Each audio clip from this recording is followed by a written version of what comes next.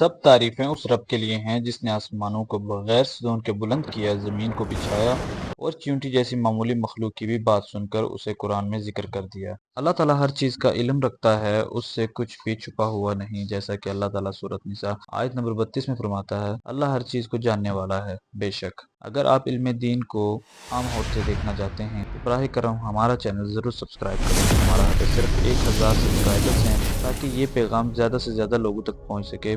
آپ کا ایک سبسکرائب صدقہ جاریہ بن سکتا ہے۔ سورۃ النمل مکہ مکرمہ میں اس وقت نازل ہوئی جب مکہ مکرمہ کے کافر قرآن کو جھٹلاتے تھے۔ اللہ تعالیٰ نے اس سورت میں حضرت موسیٰ علیہ السلام، حضرت سلیمان علیہ السلام اور دوسرے انبیاء کے واقعات بیان کیے تاکہ لوگوں کو حق کی پہچان ہو۔ اس سورت کا نام رکھا گیا النمل، یعنی یہ نام صرف اس لیے نہیں دیا گیا کہ واقعہ دلچسپ ہے، بلکہ اس میں ایک بہت بڑا سبق چھپا ہے۔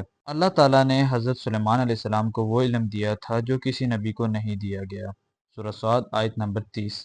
حضرت سلیمان علیہ السلام صرف انسانوں، جنات اور پرندوں پر حکومت ہی نہیں کرتے تھے، بلکہ وہ ہر مخلوق کی زبان بھی سمجھتے تھے، چاہے وہ پرندہ ہو، چونٹی ہو یا جن۔ ہمیں پرندوں کی بولی سکھائی گئی۔ سورہ نمل آیت نمبر 16۔ سورہ نمل آیت نمبر 18-19 میں جب حضرت سلیمان علیہ السلام اپنے لشکر کے ساتھ چیونٹی کی وادی سے گزر رہے تھے تو ایک چیونٹی نے اپنی قوم سے کہا، اے چیونٹیوں، اپنی بلوں میں چلی جاؤ، کہیں سلیمان اور ان کا لشکر تمہیں روند نہ دے اور وہ بے خبری میں ایسا کر بیٹھیں۔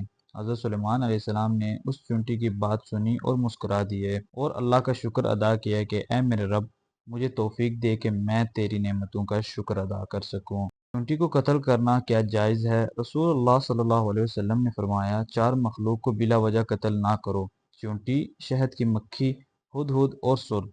سنن ابن داؤد 5267 صحیح۔ یعنی چیونٹی کو نقصان نہ پہنچائیں جب تک وہ خود نقصان نہ دے۔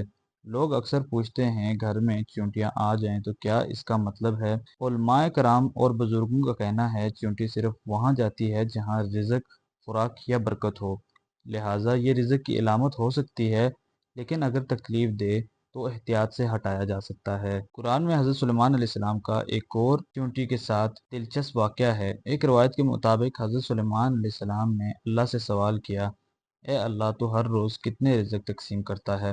اللہ تعالیٰ نے فرمایا، ہر مخلوق کو رزق دیتا ہوں۔ حضرت سلیمان علیہ السلام نے ایک چیونٹی کو بوتل میں بند کر دیا اور سال بھر کا رزق رکھ دیا۔ سال بعد جب بوتل کھولی تو چیونٹی زندہ تھی مگر آدھا رزق باقی تھا۔ پوچھا، تو نے آدھا کیوں چھوڑا؟ چیونٹی نے کہا، جب میں آزاد تھی اللہ روزانہ رزق دیتا تھا، لیکن جب تم نے قید کیا تو میں نے رزق بچا بچا کر کھایا، کیونکہ انسان بھول جاتا ہے مگر میرا رب کبھی نہیں بھولتا۔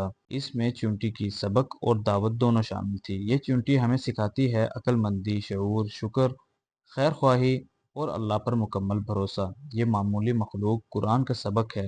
اگر آج کے دور میں ہم ایک دوسرے کا خیال رکھنے لگیں اور اپنی زبان سے خیر نکالیں تو شاید ہم بھی حضرت سلیمان علیہ السلام کی مسکراہٹ جیسے لمحے کما سکیں۔ اگر آپ اس علم کو پھیلانا چاہتے ہیں تو براہ کرم ہمارا چینل سبسکرائب کریں۔ ہمارا ہدف صرف 1000 سبسکرائبرز ہیں۔ آپ کا ایک سبسکرائب صدقہ جاریہ ہو سکتا ہے۔ جزاکم اللہ خیر۔